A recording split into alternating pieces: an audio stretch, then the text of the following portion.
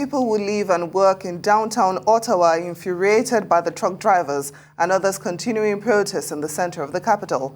Hundreds of people and dozens of trucks remain dogging over the weekend in front of Parliament Hill and around downtown Ottawa, where many have been parked since the end of January. Many say the demonstrators have had enough time for their discontent to be heard and need to move on with police force if it comes down to it. My reaction is that people want to have their voices heard. We've heard them. The way they're going about it now is completely unacceptable. They're occupying our city. People are scared to go to work. They're scared to leave their homes. There's various levels of government with responsibility for moving this convoy. I think the time of asking people politely to leave has probably come to an end. Sadly, I think the only way to get them to go is going to be force. It's very unfortunate, and I think the people with children should think about it, and they should take them out of this zone because this is not going to end well. And it's a shame that it's come to this, but I think it's time for hard action by our governments. Well, I live in the downtown core. It hasn't had a great impact on me besides the, inconvenience of having to walk through the yahoos that come here who think that they're protesting for some kind of weird definition of freedom. But it's causing stress for the kids. It's causing stress for, frankly, our pets. Think of the dogs, people. Okay, you're stressing them out with the honking. People are out of work and people can't go to jobs. It's stressful. I feel angry at what's happening. This isn't Canada. This does not represent us, and we just want them to go home. You're not free to go anywhere you want in your city. I mean, there's an illegal occupation happening. The rule of law doesn't exist a few blocks away. So, I mean, I guess it's intimidating. It's upsetting. It's angering. You feel like, you have no agency. You can't do anything. You should be able to voice your opinion, and people do that all the time at Parliament Hill. Every day, probably you can find a different protest at Parliament Hill, but that's not what's happening right now. And when you immobilize the city, the federal government, the provincial government, the city, they all need to work together to figure out how to find a solution and deal with this problem. It's horrible. It's horrible. It's just, I feel like I'm living in a different country, like I'm in the States. It just makes me really sad to see all these people waving Canadian flags, acting like patriots, when really it's kind of the most sad and embarrassing thing I've ever seen. So yeah, that's all I have to say. They need to go home. Well, there's children here, and unfortunately parents are using their children. So I don't know. It's a really tough situation for the police because, violence should not happen. So, and the police are in a really tough situation.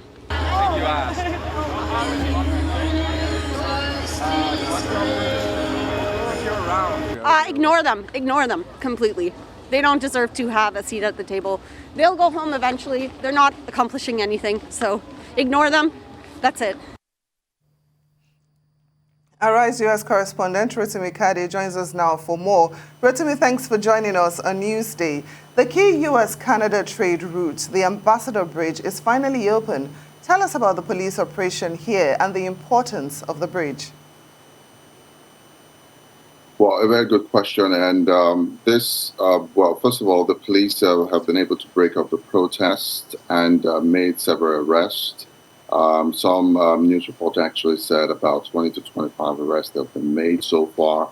And they've also been able to cordon off the area, push the protesters to a restricted area where they will not be able to disrupt the movement of goods and services in and around the bridge. So officially, the Ambassador Bridge has been opened, but technically there's not, because the mayor of Windsor actually said that there's been a heavy snow that has blanketed the area in the past few days, and it will take some time for them to be able to salt the bridge so that it could make a smooth movement for impending truckers. So, so far so good. I think the bridge, and talking about the importance of the bridge actually served as one of the entry ports between the United States and Canada. And this has been going on for years now. From the reports that we had about $360 million in trades have been, connected to this bridge and other bridges, about 3 of them within the United States and Canada.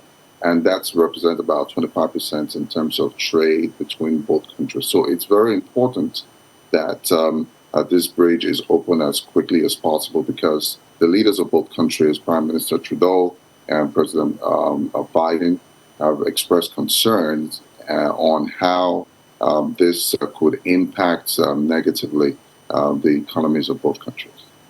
And it followed nearly a week of disturbances at the border and at the Canadian city of Windsor, most especially. What sort of impact has the bridge blockade had? Well, it has impacted it greatly negatively in a way that most of the truckers, or perhaps most of the truckers, have not been on the payroll for the past weeks that this protest has ensued. Majority of them have been vaccinated, by the way. So it's just, according to what the Prime Minister termed them, the fringe, about 10% of them that have not been vaccinated, that are causing this, this particular disruption. We also understand that the auto industries within the area where most of these truckers actually, convey these goods and services to, have also shut down, or some of them are partially, operating at, perhaps maybe at half capacity. We also understand that not just that, but the areas, including, other businesses attached to, some of these industries, have also been greatly impacted. So with this reopening of the bridge, hopefully the activities will return, but don't forget, a lot of losses have been made as a result of this. All right, Rotimi, we are also hearing that there is growing discontent with the truckers who have been in Ottawa for nearly 3 weeks now. What's the latest there? Yeah, well, the growing discontent is basically, one, because they feel that the government have not been able to listen to their calls in terms of their grievances and what they deserve. But some also said that this is politically motivated, in a way that most of the truckers and some of the protesters, because now you have to understand that the truckers gain momentum support from people who are not even truckers, but people who perhaps belong to another political leanings, and the protest actually grew in leaps and bounds. But so far, the government have not deemed it fit to actually have some sort of meetings with these truckers up until yesterday, when the mayor of Windsor actually said he had a deal to actually have a meeting with them. So I think that's one of their grievances. Secondly, there's a growing discontent with the Trudeau government, and they're using this protest as a way, as a leverage to actually lend those voices to the Trudeau government. And of course, within the inner circle of the Trudeau government, there've been some sort of pushbacks. Recall when the Prime Minister actually said that the people who are protesting are just minorities, and that did not go down well with some of his cabinet members. So there've been this way of, it goes just beyond, this vaccination and the mandates. But I can tell you that as things continue to grow, the Prime Minister continues to suffer some losses in terms of his political capital. And obviously, perhaps maybe that could linger for as long as we can see.